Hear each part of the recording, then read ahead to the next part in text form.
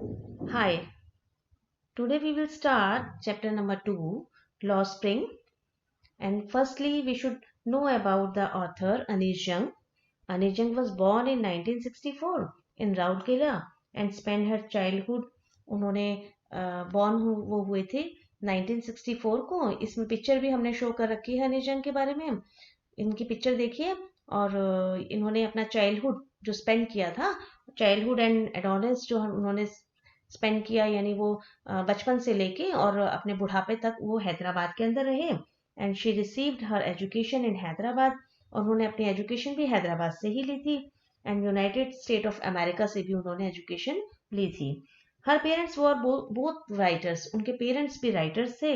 अनिजंग begin her career as a writer in India. उन्होंने अपने writing जो रिटन का एंड राइटिंग का जो कैरियर जो स्टार्ट किया था वो इंडिया से स्टार्ट किया था. She has authors several books. उन्होंने बहुत सारी बुक्स लिखी थी. ये तो हमने बात की कि अनिश जंग कौन थी. और उन्होंने जो अपना राइटिंग का जो स्टार्ट किया था वो कहाँ से किया था, इंडिया से स्टार्ट किया था. एंड उन्होंने बहुत सारी बुक्स जो है वो ऑथर्स की थी. ओके, तो अब हम लेसन के मेन थीम के ऊपर आते हैं. मेन थीम के अंदर हम लोग क्या बात करेंगे कि दो दो बॉयज की हम लोग बात करेंगे बेसिकली, जिसमें से एक का नाम था साहिब जो रैग पिकर था और वो सीमापुरी के अंदर रहता था. ओके, और ये जो पूरी जो स्टोरी जो ली गई है, ये जो चैप्टर का जो है लिया है वो उनकी बुक लॉ स्प्रिंग में से लिया है अनिजम की, जिसमें से उन्होंने छोटी छोटी स्टोरीज उन्होंने लिखी थी चाइल्डहुड के बारे में जो स्टोलन हो गई थी. स्टोलन मतलब जिनका बचपन छूट जाता है. तो फर्स्ट हमने आपको बताया कि जो साहिब है एक रैग पिकर है, सीमापुरी में रहता है. And we are more than 10,000 rag pickers वहां पे रहते हैं और पुअर लिवलिंग्स के अंदर रहते हैं, एक गंदी कंडीशन के अंदर रहते हैं. And them garbage is gold as well as food. जिनके लिए गार्बेज जो है वो एक सोना भी होता है, गोल्ड भी होता है और फूड भी होता है. It keeps them away from the worries of life. और वो यही रैक पैकिंग करते करते अपनी पूरी जितनी भी चिंताएं होती हैं उनकी, उनसे वो अपना पीछे छूटते चले जाते हैं. ओके, एंड अदर हैंड जो दूसरा जो था जिसके बारे में हम बात करेंगे वो अकाउंट ऑफ बैंगल मेकर. जो बैंगल मेकर्स जो फिरोजाबाद के अंदर रहते हैं उनके बारे में हम बात करेंगे. Firozabad and in UP. They work in जो बहुत डिंजी एंड सेल्स के अंदर रहते हैं, एक अंधेरी कोठरी के अंदर वो रहते हैं. Even loss the brightness of their eyes. और उन्होंने अपनी आईज की ब्राइटनेस भी खो रखी थी. इन इट मीन्स जो कांच का जो काम करते हैं, ग्लासेस, एक्चुअली बैंगल्स जो होती हैं ग्लासेस की बनी हुई होती हैं. और वो जब बनाते हैं तो उसकी जो कांच के जो छोटे छोटे टुकड़े होते हैं उनकी आईज के अंदर घुस जाते हैं. इसी वजह से इसमें बताया गया है even loss the brightness of their eyes. उनकी आईज भी खो चुकी होती हैं. They struggle hard for a piece of bread and remain डिवोर्ड ऑफ सिमिक एविटीज. यानी वो एक पीस ऑफ ब्रेड के लिए यानी रोटी के लिए भी वो तरसते रहते हैं. और पूरी जो उनकी कंडीशन जो होती है वो बिगड़ी हुई होती है. एंड सिविक एमेनिटीज के बारे में, सिविक एमेनिटीज मतलब होता है कि बेसिक नीड्स, उनके लिए भी वो तरसते रहते हैं. Okay. Okay, and poor bangle maker son जिसके बारे में हम बात करेंगे. फर्स्ट हमने किसके बारे में बात की थी, साहिब के बारे में बात की थी. और सेकंड जो जिसके जिसकी स्टोरी यहाँ पे चलेगी वो चलेगी बैंगल मेकर सन. एक बैंगल मेकर का सन है मुकेश, उनके बारे में बात चलेगी. तो वो एक क्या बनना चाहते थे, एक मोटर मैकेनिक बनना चाहता था. Okay, and but this bangle making remain under a vicious circle of. और जो बैंगल मेकिंग का जो काम जो होता है, बैंगल मेकर्स जो होते हैं वो किसके लिए, एक सर्कल के अंदर, एक विशियस सर्कल के अंदर वो लोग, विशियस मतलब होता है दुराचारी. एंड दुराचारी मीन्स जो बेकार लोग होते हैं, जो फ्रॉड लोग होते हैं. कौन कौन होते हैं, sahukars and middlemans and policeman and keepers of law and जो ब्यूरोक्राट्स होते हैं एंड पॉलिटिशियंस होते हैं. वो कभी भी उनकी लाइफ को स्टेबल नहीं रहने देते या बहुत अच्छी कंडीशन के अंदर नहीं रहने रहने देते. Thus he led a life of poverty. इसीलिए वो हमेशा गरीबी के अंदर ही अपना पूरा लाइफ, डर्ट एंड एक्सप्लोटेशन के अंदर ही वो लोग अपना पूरा लाइफ बिता देते हैं. ओके, एंड अब हम बात करेंगे, हम पहले आज पार्ट 1 है हमारा, तो पार्ट 1 के अंदर हम लोग साहिब के बारे में बात करेंगे. तो इस जो बेसिकली आज का जो पार्ट है उसके अंदर कौन कौन से करेक्टर हैं, अनिश जंग on authors born in Raurkela and Sahib Alam a rag picker of Seemapuri. और एक सीमापुरी का एरिया जहाँ पे ये एक दिल्ली की एक कॉलोनी है जो जो दिल्ली के बॉर्डर के ऊपर स्टे करती है. ओके, एंड देन हम स्टोरी स्टार्ट कर रहे हैं हम.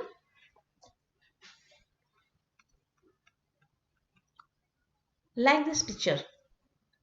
ओके, तो ये पिक्चर के अंदर एक रैक पिकिंग के बारे में है कि एक रैक पिकर है और वो कूड़े के ढेर के अंदर से कूड़ा उठा रहा है. तो हम स्टार्ट करते हैं. Writers encounter with Sahib. कि राइटर ने उसको साहिब को देखा. कहाँ पे देखा? और वो कहाँ देखती थी वहां पे एवरी मॉर्निंग. एंड जो वहां पे वो स्क्राउजिंग करती थी, करता था वो. स्क्राउजिंग मतलब होता है सर्चिंग करना. कि वो डंप के अंदर, garbage dump mean it means ढेर. वो गार्बेज के ढेर के अंदर से वो कुछ ना कुछ ढूंढता रहता था Sahib. Sahib हेल्स from the green fields of Dhaka. Basically जो साहिब जो था वो कहाँ का रहने वाला था? ढाका का रहने वाला. ढाका में जहाँ पे हरे हरे पेड़ थे, हरी हरी फील्ड्स थे, खेत थे, वो वहां का रहने वाला था. His house and fields were swept away by the storm. उसके जो घर और खेत जो थे वो पूरी तरह से बह गए थे, पूरी तरह से तबाह हो गए थे एक स्टॉर्म के अंदर. He does not attend any school. उसने कभी भी कोई स्कूल नहीं अटेंड किया था. And on asking by the writer, जब राइटर ने उससे पूछा कि द बॉय अनाउंस, तो उसने बताया अपना नाम. राइटर ने उससे उसका नाम पूछा कि आपका नाम क्या है. तो उन्होंने बताया मेरा नाम क्या है? साहिब आलम. तो उसने पूछा साहिब आलम का मतलब क्या होता है? तो उन्होंने बताया कि लॉर्ड ऑफ यूनिवर्स, कि जो यूनिवर्स का जो लॉर्ड होता है, भगवान होता है, उसका मतलब साहिब आलम होता है. इट मीन्स ये it's my name. Okay, then are too poor to afford the things. वो बेसिक नीड्स के लिए, बेथिंग्स मतलब होता है बहुत छोटी छोटी चीजें. वो इतने गरीब थे वहां पर, जो साहिब की फैमिली मेंबर्स थे. एंड दे लिव्ड इन अ जो जो उनकी स्टेट थी, पॉवर्टी की जो स्टेट थी, वो बहुत ज्यादा डैमेज थी. यानी वो पूरी तरह से एक लो बिलोंग फैमिली से वो बिलोंग करता था. तो इस जो स्टोरी के अंदर एक छोटा सा पार्ट जो एक मैन के बारे में है, जो story of a man from Udupi, एक उदीपी का रहने वाला के बारे में यहाँ पे बात हो रही है. The authors tell a story. Authors ने एक स्टोरी और उसने बताई कि एक किसके बारे में बताई? उदीपी, जो उदीपी का रहने वाला था. When he was young boy he would stop near a temple. एक लड़का और था और वो एक टेम्पल के बाहर जो है वो प्रे करने के लिए रुक जाता था बार बार, अ पेयर ऑफ शूज के लिए. His father was a priest there. और उसके फादर वहां पे पुजारी का काम करते थे. The authors visited the place after 30 years. तो ऑथर वहां पे 30 सालों के बाद जब पहुंचा, it was found in an air of डिसोलेशन.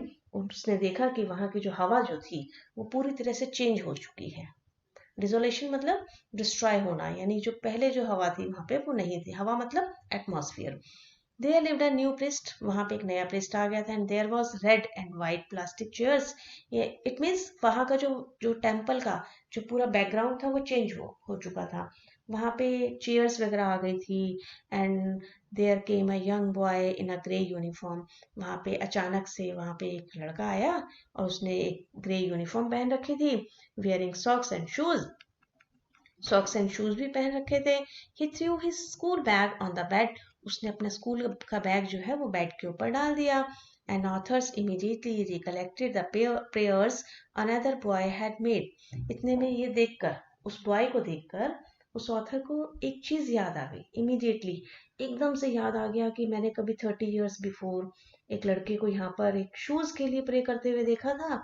और जो इस लड़के के पास तो बैग भी है, यूनिफॉर्म भी है, एंड सॉक्स भी है, एंड शूज भी है. इट मीन्स कि टाइम चेंज हो चुका है.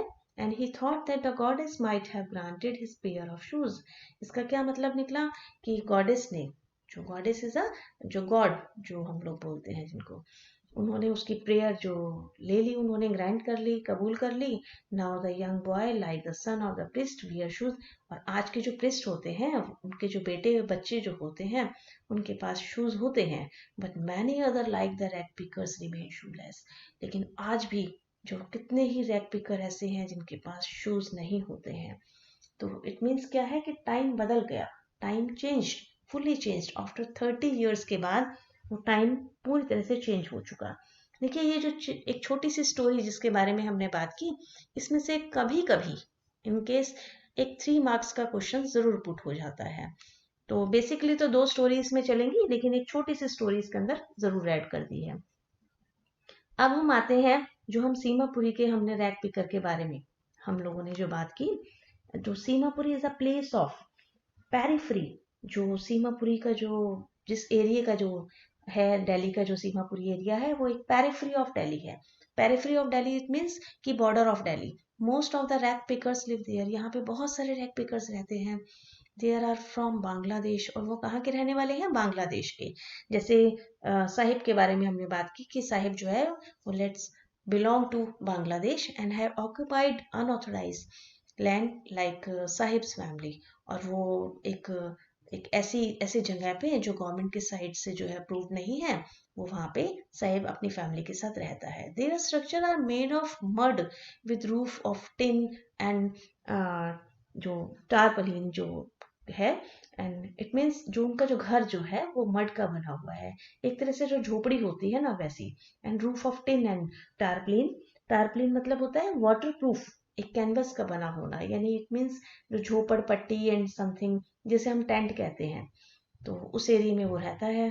दे आर डिवोर्ड ऑफ सीवेज, ड्रेनेज और रनिंग वाटर। वहाँ पे ऐसा कुछ भी फैसिलिटी नहीं है कि सीवेज हो या कोई ड्रेनेज का कोई सिस्टम हो या रनिंग वाटर का, ऐसा कुछ भी नहीं है। यानी वो जो एरिया जो है पूरी तरीके से डैमेज एरिया है। More than 10,000 rag pickers have been living here and more than 30 years without an identity. More than 30,000 यानी 10,000 से ज्यादा रैग पिकर वहां पे रहते हैं, एंड मोर देन 30 years, और कब से रह रहे हैं? 30 सालों से रह रहे हैं विदाउट एन आइडेंटिटी। उनकी कोई आइडेंटिटी भी नहीं है, क्योंकि वो बेसिकली तो कहाँ के रहने वाले थे? बांग्लादेश के रहने वाले थे। बट उनका राशन कार्ड है, they have ration cards and their names in voter list. Voter list पे भी उनका नाम है।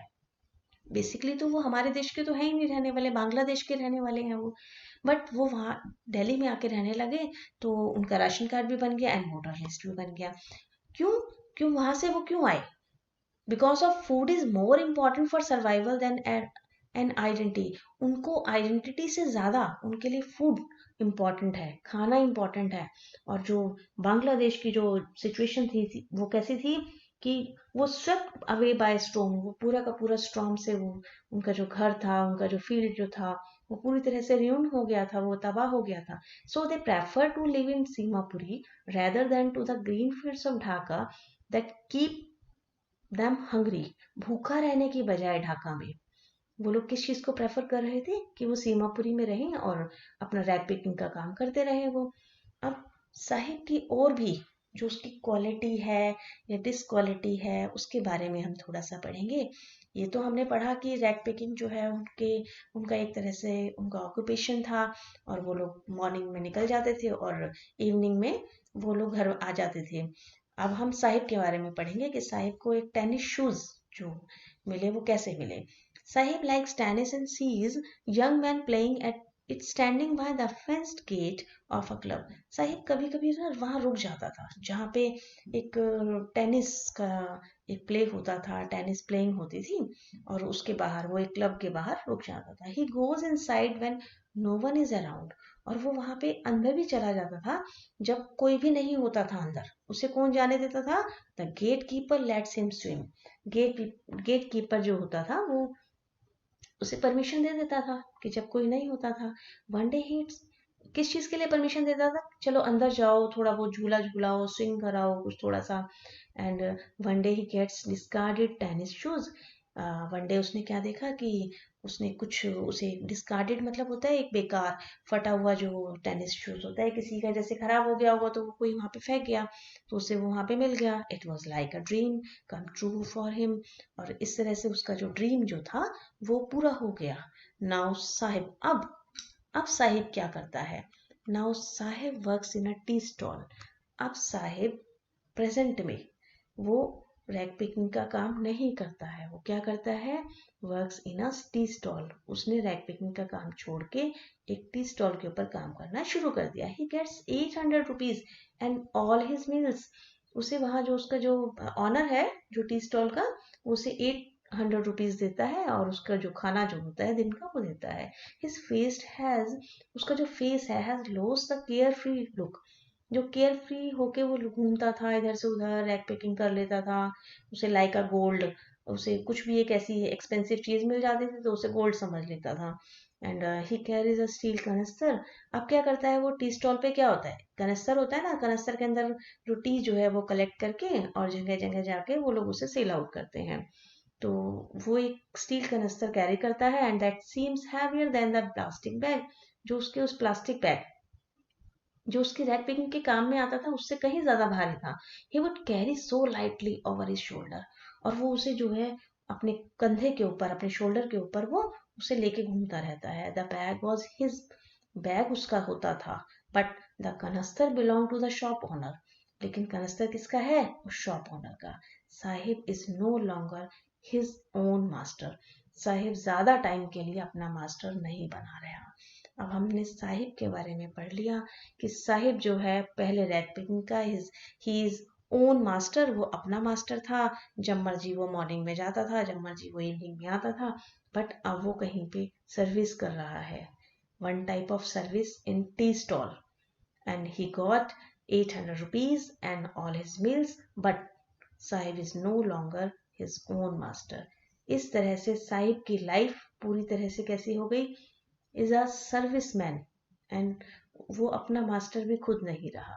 अब नेक्स्ट पार्ट के अंदर हम जो रीड आउट करेंगे वो सेकेंड पार्ट के अंदर हम लोग किसके बारे में पढ़ेंगे, एक मुकेश के बारे में, द मैंगल मेकर. अब वो क्या वो भी अपना ओन मास्टर रहा या नहीं रहा, उसके बारे में हम सेकेंड पार्ट के अंदर पढ़ेंगे. Then we start questions. Okay, and first question जो इसमें से बनता है, देखिए, why did Sahib become a rag picker and what did he look for in the garbage dumps. तो साहिब जो है वो रैक पिकर कैसे बना एंड क्यों बना वो, and what did he look for in the garbage dumper, और वो गार्बेज डंपर के अंदर क्या देखता रहता था. तो बेसिकली वो क्यों बना, बिकॉज ऑफ जो बांग्लादेश के ग्रीन फील्ड्स थे वो हिल्स हो गए थे एंड डिस्ट्रॉय हो गए थे.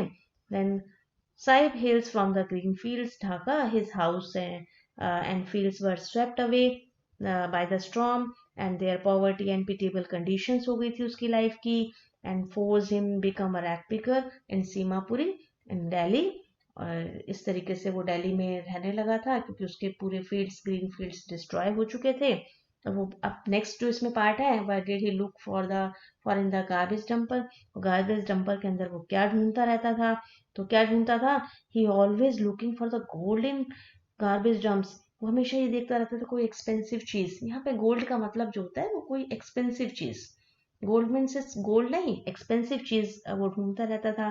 For the children like him garbage in wrapped in wonder. और वो बहुत आश्चर्य के साथ उसमें देखते थे कि शायद कोई चीज ऐसी मिल जाए. And for the elders it means of survival, it provide the daily bread. इससे उन्हें क्या मिलता था, जो रैक पैकिंग करके उन्हें अपना डेली ब्रेड यानी रोज का खाना जो मिल जाता था. एंड तो कैसे लिखेंगे इसे, देखिए, it provides the daily bread for the rag pickers. Sometimes Sahib finds a रूपी.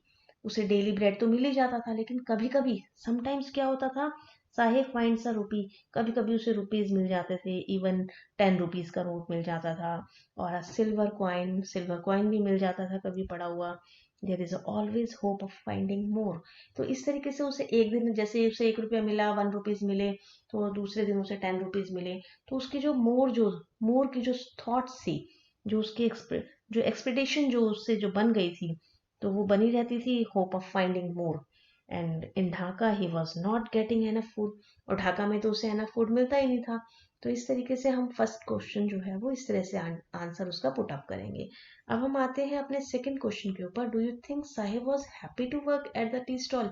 क्या साहिब खुश था टी स्टॉल के ऊपर काम करके. तो उसका रीजन बताना है आपको. फर्स्ट ऑफ ऑल तो बताना है कि आपको कि साहिब क्या खुश था, और उसका रीजंस भी आपको देने हैं. तो इसका रीजंस कैसे हम देंगे. The author sees the army of barefoot rag pickers in her neighbourhood. They appear like morning bread and disappear at noon. वो मॉर्निंग में जो है निकल जाते थे और इवनिंग में वो आते थे। तो फर्स्ट ऑफ ऑल हमने क्या किया कि हमने रैक पिकिंग का बता दिया कि रैक पिकिंग के जब वो प्रोफेशन पे था तो वो क्या करता था। अब हम है कि वो टी स्टॉल पे क्या खुश था? नो, वो खुश नहीं था। So I was not happy to work at the tea stall, but he agreed this job. उसने उस जॉब को एग्री कर लिया था, वो खुश नहीं था क्योंकि he is not own owner, वो अपना ऑनर नहीं था। ओके, तो उसके अंदर हम क्या लिखेंगे कि once Sahib get a pair of tennis shoes, तो इस तरीके से टेनिस शूज उसे मिले तो उसके लिए एक एक्साइटमेंट थी। लेकिन बट अब साहिब के लिए क्या था? He carries a steel canister that seems heavier than the plastic bag. वो एक स्टील का कनस्तर जो है वो लेके घूमता रहता था और वो बस टीज जो है वो सेल आउट करता रहता था। But the bag was his, bag उसका था जो जो वो रैक पिकिंग के टाइम पे उठाता था। But the canister belong to the shop owner, वो कनस्तर उस ओनर का था। So Saheb was not happy to work at the tea stall. Now, question number 3, and what explanation does the author offer for the children not wearing footwear?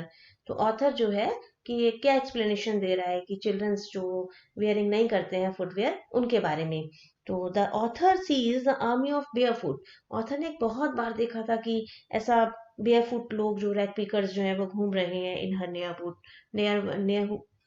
Neighbourhood के अंदर जो है वो वहां पे घूम रहे हैं। और उसने बहुत बार देखा दे appear like morning birds and disappear at noon, वो मॉर्निंग बर्ड की तरह घर से निकल जाते हैं और नून में वो लोग रिटर्निंग होते हैं, वापस घर पे आते हैं। तो उन्होंने क्या किया, जो ऑथर अनीश जंग है उनके बारे में है कि she points that she has been children walking barefoot in cities. उन्होंने बेसिकली क्या देखा, एक्चुअली देखो ये जो क्वेश्चन है, लास्ट क्वेश्चन जो है इसका थर्ड क्वेश्चन है, ये एक वैल्यू बेस्ड क्वेश्चन है, लेकिन इसके अंदर हमें अनिश जंग के बारे में भी हमें बताना है थोड़ा सा। तो वो क्या क्या देखते थे, क्या फील करती थी वो इनके बारे में। तो उन्होंने बहुत बार पॉइंट आउट किया, she point out that she has seen children walking bear foot in cities. Cities के अंदर बहुत सारे बच्चे जो हैं वो बेयर फुट घूमते हैं, नंगे पांव घूमते रहते हैं और विलेज रोड्स पे भी घूमते रहते हैं। She takes the habit of remaining barefoot as a tradition to stay barefoot. ऐसा लगता है कि जैसे उनकी एक हैबिट बन गई है बेयरफुट रहने की और उनका एक ट्रेडिशन बन गया है नंगे पांव चलने का। बट कॉजेज क्या है? कॉजेज क्या है? ही वियर इट, वो पहनना चाहते हैं वो। And then once Sahib gets a pair of tennis shoes, जब एक बार साहिब को भी मिला टेनिस शूज तो क्या हुआ? विद अ होल, एक होल था उसके अंदर यानी वो फटा हुआ था। But he wears it and does not mind any other thing, और वो उसने उसे पहन लिया और कोई भी उसने माइंड नहीं किया कि उसके अंदर होल है या नहीं है, ऐसा कुछ भी उसने नहीं किया। तो सो जो ऑथर क्या किस चीज को एक्सप्लेन करना चाहती है इसके अंदर, she wants to lack of money, ये मनी मनी की कमी है ये, not a real cause. Real cause क्या है? Lack of money. And not wearing footwear, footwear इसका कोई कॉज नहीं है। फुटवेयर सिर्फ एक इसका एक्सप्लेनेशन है कि जिसके पैर में फुटवेयर नहीं होती हैं, जूते चप्पल नहीं होता है। And they also lack of money, उनके पास पैसे की कमी होती है। तो ये एक्सप्लेनेशन ऑथर ने उन बच्चों के लिए दी है। ओके, देन अब सेकेंड पार्ट के अंदर हम लोग मुकेश की स्टोरी पढ़ेंगे। And thank you.